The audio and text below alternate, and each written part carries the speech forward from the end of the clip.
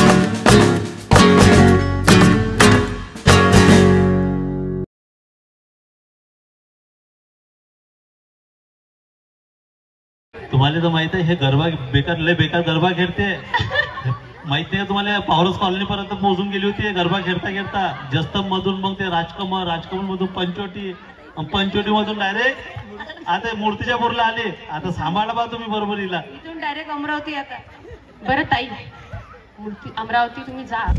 त्यानंतर आम्ही छान गरबा खेळलो, सगळ्यांसोबत फोटो वगैरे काढले, खूप मजा आली. मूर्तिजापूरवाल्यांनी खूप प्रेम दिलं आम्हाला. आणि पहिल्यांदा आम्ही कपल गरबा खेळलो. यांना व्यवस्थित गरबा येत नाही, मी शिकवला त्यांना ऑन टाईम आणि आम्ही गरबा खेळलो. आणि नंतर मग थोडंसं बोललो तिथे.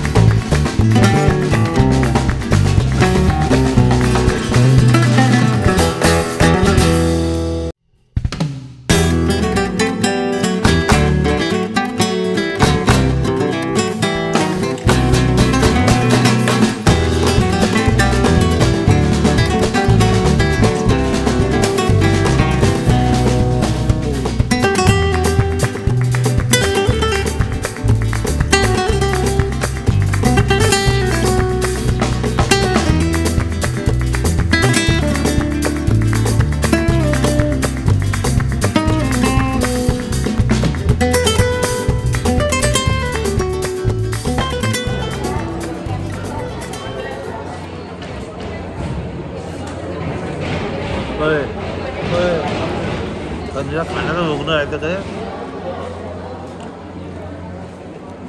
पुरा खा लागते लालू. मी तर बोलत एवढे भाजी उष्टी ठेवली. हे भाजी लाल इकडे उष्ट टाकत असते बा. हे भाजी माहिती आहे का? हे इशीच आहे. माझी भाजी आहे इथं. समोर 3 वाट्या 4 वाट्या. हे एवढं लागलं कोणाला? हे सगळं ह्या गावण्याला पाहिजे. माझ्या काहीच नाही. कोण घे? मग तुम्ही वाट्या घेतली नाही, मी नाही घेतल्या. तुम्ही लाडूच खाल्ले ते. चला मग चलो. त्यानंतर आम्ही जेवण वगैरे केलो आणि तिथून निघालो. आणि थँक्यू मूर्तिजापूरकर आणि अक्षयदादा आणि त्यांची टीम ज्यांनी आम्हाला इन्व्हाइट केलं. आणि असा होता आजचा व्लॉग. कसा वाटला आणि कसा मला नक्की सांगा. भेटू आपण नेक्स्ट व्लॉगमध्ये. तोपर्यंत बाय बाय.